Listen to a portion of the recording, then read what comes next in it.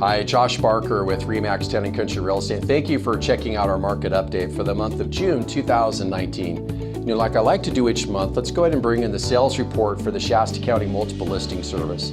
Now what this report does is it breaks down sales for the previous month.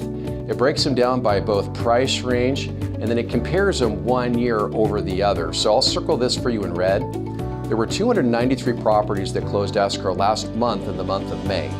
If you go back 1 year ago, there was 304. So our sales volume is within 3% of each other year over year, which obviously suggests that we have some sales stability in the local market. The next thing to look at is just our active listings report. I'll circle this for you in red as well. There was 1,021 properties that averaged on the market last month in the month of May.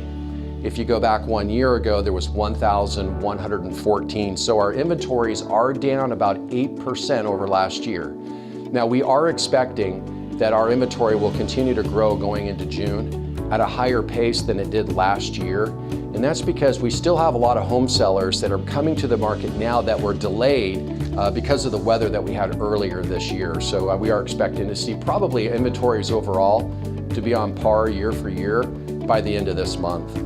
The next thing to look at is just the fire-related buyers. I have a lot of questions asked about how many of those types of buyers are still in the marketplace. And although we know there are still a few, because we're seeing them come in, make offers and things like that on listings that we have, what I can say is that the car fire, the majority of those buyers have repurchased at this point.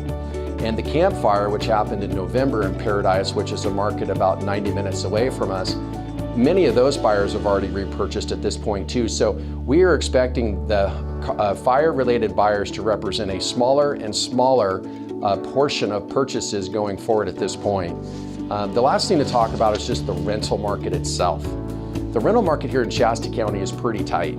The spring and summer months bring some of the highest demand for our rental properties. And right now what we're seeing is that rents are both going up in terms of cost, but the availability is pretty tight as well. So the graph that I'm showing you here now, this graph kind of represents the overall activity for the rental market and how much rent prices have gone up over the past decade.